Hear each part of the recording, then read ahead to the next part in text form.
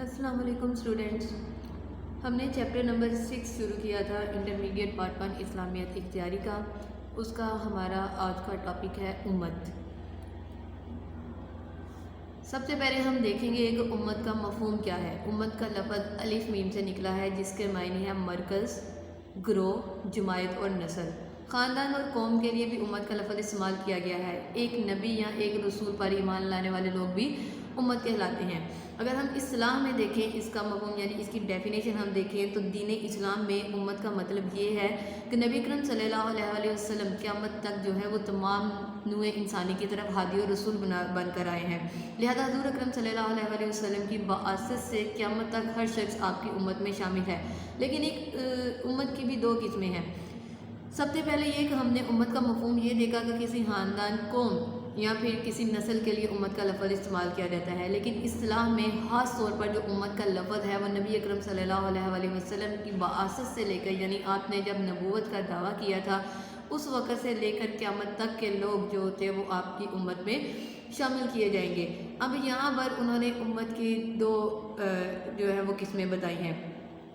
उम्मत की इक़साम की बात करने से पहले इस बात को वाज़ेह कर दिया जाए कि हर नबी की उम्मत होती है, यानी एक जितने भी नबी आप सल्लल्लाहु अलैहि वसल्लम से पहले आए थे, हज़रत आदम अलैहिस्सलाम से लेकर हज़रत ईसा अलैहिस्सलाम तक, उन तमाम नबियों की भी उम्मतें थी। यानी उन हर नबी को जो भी अल्लाह ताला ने अपना हादी और रसूल भेजा उनको मानने वाले जो लोग थे वो उनकी उम्मत में शामिल थे।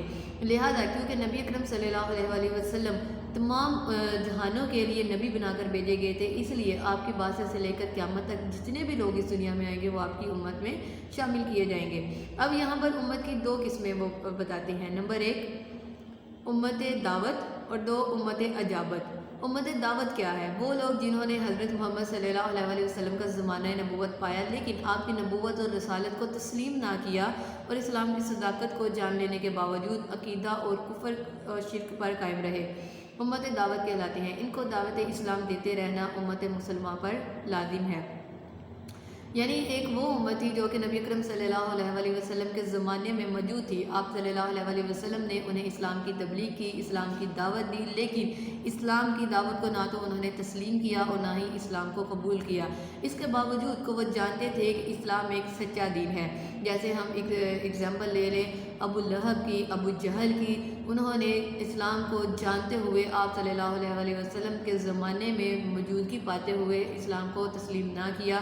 तो ऐसी उम्मत जो है वो तो लिहाजा इन लोगों को जो है वो लोग फिर भी कुफ्र व शिरक पर जो थे वो कायम रहे थे इस्लाम का इनकार करते हुए, तो ऐसी उम्मत जो है वो उम्मत दावत कहलाती है। लिहाजा इनको दावत इस्लाम देते रहना जो है वो उम्मत मुसलमान पर लाजिम है। यानी वो लोग जो आप सल्लल्लाहु अलैहि वसल्लम पर ईमान लाए थे, आप सल्लल्लाहु अलैहि वसल्लम के लाए हुए दीन को उन्होंने कबूल किया था, उन लोगों को अब ये फ़र्ज़ था कि वो इन लोगों को हमेशा जो है वो इस्लाम की दावत देते रहें। इसलिए इन लोगों को जो कि नबी अकरम सल्लल्लाहु अलैहि वसल्लम के ज़माने में मौजूद होने के बावजूद उन्होंने इस्लाम कबूल नहीं किया, कुफ्र व शिरक पर कायम रहे, इन लोगों को उम्मत दावत कहा जाता है।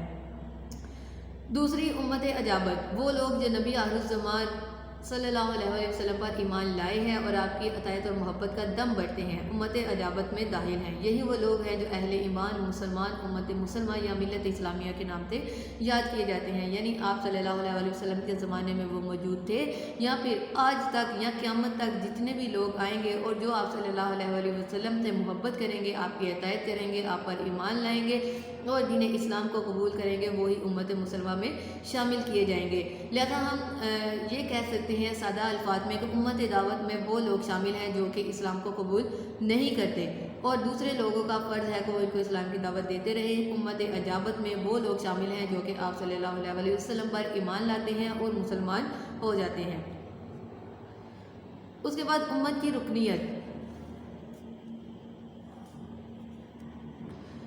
कि दुनिया के एक सिरे से दूसरे सिरे तक तमाम कलमा गो मुसलमान उम्मत मुसलमान के रुकन है। रुकनियत यानी उसके अरकान यानी उसके हिस्सेदार कौन लोग हैं? वो लोग जो कि दुनिया के एक हिस्से से यानी दुनिया में कहीं भी मौजूद हों लेकिन वो कलमा पढ़ने वाले हैं, आप सल्लल्लाहु अलैहि वसल्लम पर ईमान लाने वाले हैं, तो वो दीन इस्लाम का हिस्सा हैं।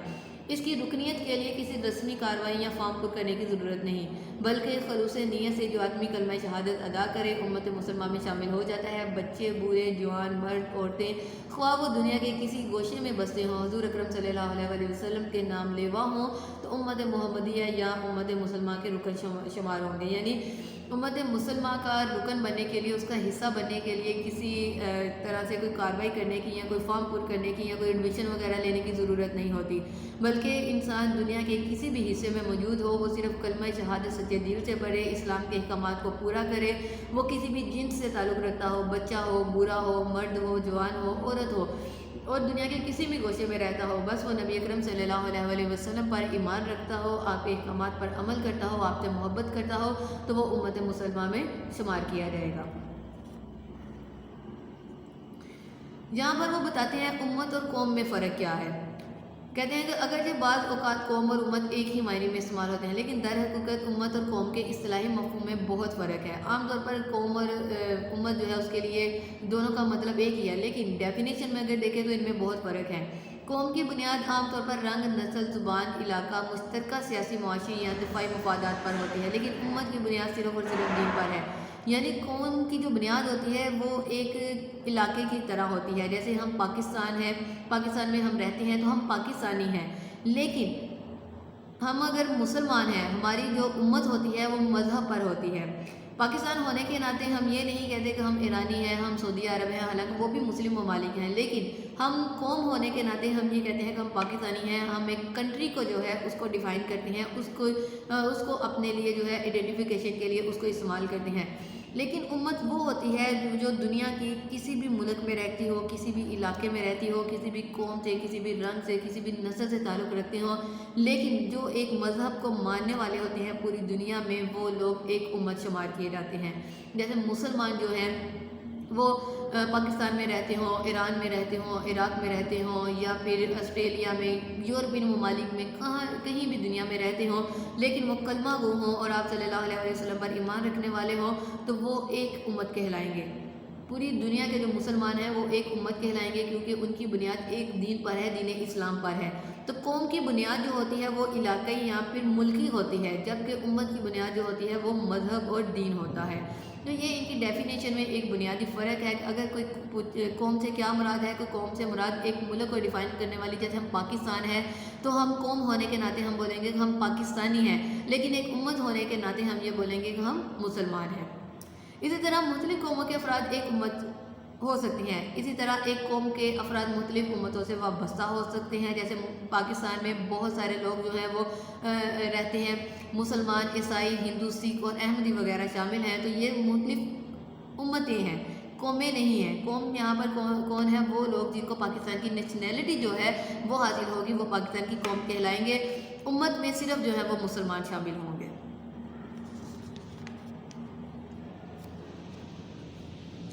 اب دیکھتے ہیں ہم امت مسلمہ کی نمایاں خصوصیت کیا ہے۔ اس سے پہلے ہم نے امت کے بارے میں پڑھا کہ امت کیا ہے، امت اور قوم میں فرق کیا ہے۔ اب ہم دیکھیں گے کہ امت مسلمہ کی نمایاں خصوصیت، یعنی مسلم امت جو ہے، مسلمان جو ہے، ان کی ایسی کون سی واضح خصوصیت ہے جو کہ دوسری امتوں میں نہیں پائی جاتی۔ سب سے پہلے بہترین امت۔ قرآن مجید میں امت مسلمہ کو بہترین امت قرار دیا گیا ہے۔ اس کے افراد کو یہ بلند مرتبہ اس لیے دیا گیا ہے تاکہ نبی آخر الزماں حضرت محمد صلی اللہ علیہ وسلم کے بعد وہ اعلی کلمۃ الحق یعنی دین اسلام کی سربلندی کے لیے بھرپور جدوجہد کرتے رہے۔ ارشاد خداوندی ہے سورہ آل عمران آیت نمبر 110 میں اللہ تعالیٰ ارشاد فرماتے ہیں کنتم خیر امۃ اخرجت للناس تأمرون بالمعروف وتنہون عن المنکر وتؤمنون باللہ۔ تم ایک بہترین امت ہو جسے لوگوں کے لیے نکالا گیا ہے، تم نیکی کا حکم دیتے ہو اور برائی سے روکتے ہو اور اللہ پر ایمان رکھتے ہو۔ یعنی بہترین امت جو ہے وہ امت مسلمہ کو قرار دیا گیا، کس بنا پر؟ کہ تاکہ وہ لوگوں کی بھلائی کے لیے کام کریں، لوگوں کو نیکی کا حکم دیں اور ان کو برائی سے روکیں۔ سلسلہ نبوت صلی اللہ علیہ وسلم کے خاتمے کے بعد، یعنی جب نبی اکرم صلی اللہ علیہ وسلم اس دنیا سے وصال فرما گئے، اس کے بعد لوگوں کو نیکی کی دعوت دینے اور برائی سے روکنے کی ذمہ داری امت مسلمہ پر عائد کی گئی۔ اسی سے معاشرے کو بھلائی اور امن و سکون میسر آئے گا۔ اعلیٰ سیرت اور کردار کا مظاہرہ کرنے اور اصلاح و ہدایت کا فریضہ سر انجام دینے پر اللہ تعالیٰ نے اسے خیر امت یعنی بہترین اور محبوب ترین امت قرار دیا ہے۔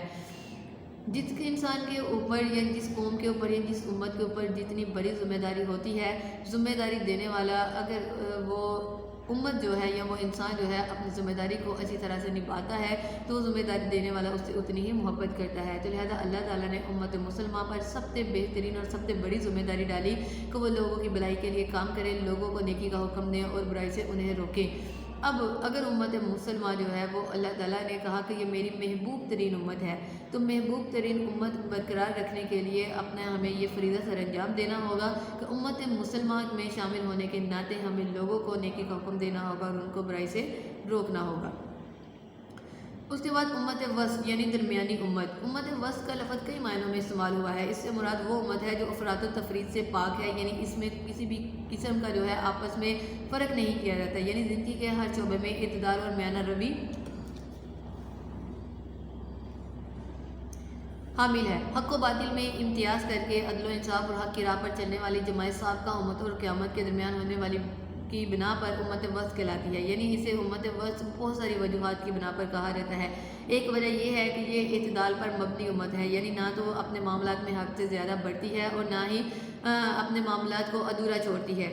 دوسرا کیونکہ یہ امت باقی تمام امتوں سے بعد میں آئی تھی اور قیامت سے پہلے ہے، اسی لیے اور اس امت کے بعد کوئی امت نہیں آئے گی، لہذا قیامت اور دوسری امتوں کے درمیان میں یہ امت ہے، اس لیے اسے درمیانی امت یعنی وسط امت بھی کہا گیا۔ ارشاد باری تعالیٰ ہے سورہ البقرہ آیت نمبر 143 میں اللہ تعالیٰ بیان کرتے ہیں وَكَذَلِكَ جَعَلْنَاكُمْ أُمَّةً وَسْطًا، اور اسی طرح ہم نے تم کو مسلمانوں کی امت وسط بنایا، یعنی مسلمانوں کو اللہ تعالیٰ نے درمیانی امت قرار دیا۔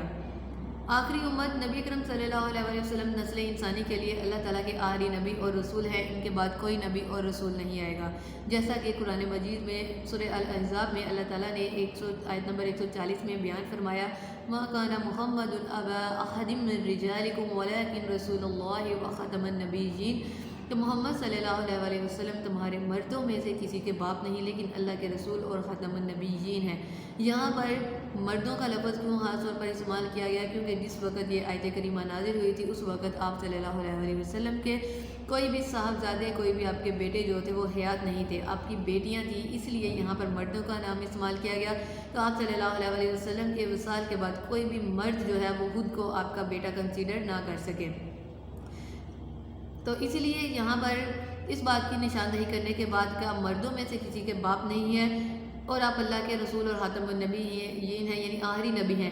تو جب آپ آخری نبی ہیں تو پھر آپ کی امت بھی آخری امت ہے، کیونکہ جب کوئی نئی امت آتی ہے تو پھر ضروری ہوتا ہے کہ اس کے لیے کوئی نیا نبی یا کوئی نیا رسول بھی بھیجا جائے، لیکن آپ صلی اللہ علیہ وسلم کے بعد قیامت تک نہ تو کوئی نبی آئے گا نہ کوئی رسول آئے گا۔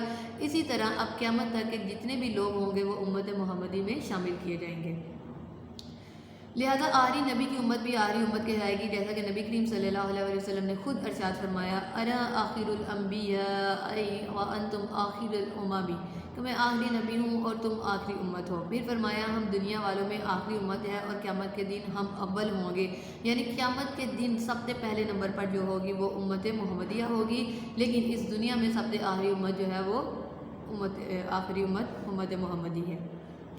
عالمگیریت،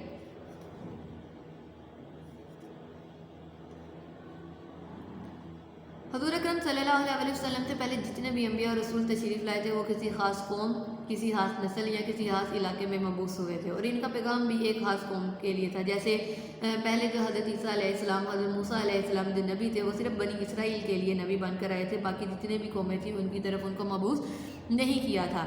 لیکن اس کے بعد دوسرا نبی، جب ان میں سے کوئی ایک نبی چلا جاتا تو اس کے بعد کوئی دوسرا نبی یا رسول آ جاتا تھا، لہذا سابقہ امتیں نسلی، علاقائی اور محدود وقتی تھی۔ ان سب کے برعکس حضرت محمد مصطفیٰ صلی اللہ علیہ وسلم کی امت عالمگیر امت ہے، جس کی بنیاد نہ تو کسی قومیت پر ہے، نہ نسل پر، نہ علاقے پر، اور نہ ہی یہ محدود مدت کے لیے ہے، بلکہ اس مدت کے خادیوں اور رسول کو رہتی دنیا تک لوگوں کی اصلاح اور ہدایت کے لیے بھیجا گیا۔ عالمگیریت کا مطلب ہے کہ پورے جہاں کے لیے، پورے عالم کے لیے۔ آپ صلی اللہ علیہ وسلم سے پہلے جتنے نبی یا رسول آئے تھے وہ کسی ایک خاص قوم کے لیے یا کسی ایک خاص علاقے کے لیے، جیسے مختلف علاقوں کے بارے میں ذکر کیا جاتا ہے کہ ہم نے اس رسول کو اس بنی اسرائیل کی طرف مبعوث فرمایا، ہم نے حضرت ہم نے مختلف نبیوں کو جو ہے وہ مختلف علاقوں کی طرف بھیجا، لیکن آپ صلی اللہ علیہ وسلم کے لیے نہ تو کسی علاقے کا نام منتخب کیا گیا اور نہ ہی کسی قوم کا، بلکہ آپ کو قیامت تک آنے والے تمام انسانوں کے لیے جو تھا وہ رسول بنا کر بھیجا گیا۔ سورہ الصبا آیت نمبر 28 میں اللہ تعالیٰ بیان کرتے ہیں وَمَا أَرْسَلْنَاكَ إِلَّا كَافَّةً لِلنَّاسِ، اور اے نبی صلی اللہ علیہ وسلم ہم نے آپ کو تمام جہانوں کے لیے یا تمام لوگوں کے لیے رسول بنا کر بھیجا ہے۔ تو لہٰذا آپ کی امت کی یہ خصوصیت ہے کہ آپ کی امت جو ہے وہ کسی ایک علاقے یا کسی ایک قوم سے تعلق نہیں رکھتی، بلکہ قیامت تک آنے والے تمام لوگ جو ہیں وہ آپ کی امت میں شامل کیے جائیں گے۔